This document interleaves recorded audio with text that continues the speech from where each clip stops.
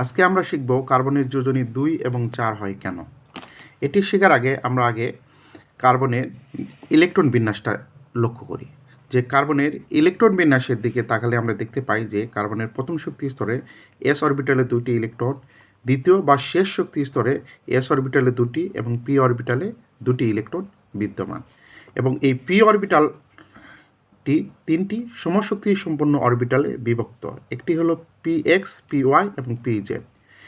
এই কার্বনকে px, py, pz অরবিটালে electron বিন্যাস করে পাই যে প্রথম শক্তি স্তরে s অরবিটাল 2টি ইলেকট্রন একই থাকে এবং দ্বিতীয় শক্তি স্তর বা শেষ শক্তি স্তরে s অরবিটালেও 2টি ইলেকট্রন থাকে, কিন্তু p অরবিটালের ইলেকট্রনটা হন্ডের নিয়ম অনুসারে px এ একটি যায় এবং py একটি যাবে। এই নিয়ে আমরা দেখতে পাই যে দ্বিতীয় শক্তি স্তরে বা শেষ শক্তি স্তরের কার্বনে 2টি অযুগ্ন ইলেকট্রন, এই জন্য কার্বনের যোজনী 2 দেখায়।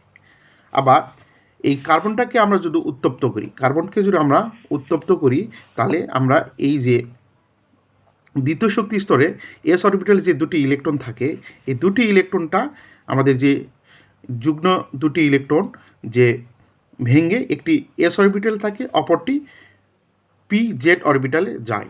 ফলে আমাদের কার্বনের শেষ শক্তি স্তরে 4টি অযুগ্ন ইলেকট্রন থাকে। এই 4টি অযুগ্ন ইলেকট্রনের জন্য কার্বনের যোজনী এখানে 4 দেখায়। তাহলে আমরা বুঝতে পারলাম যে কার্বনের যোজনী 2 এবং 4 কেন দেখায়। ওকে, থ্যাংক ইউ।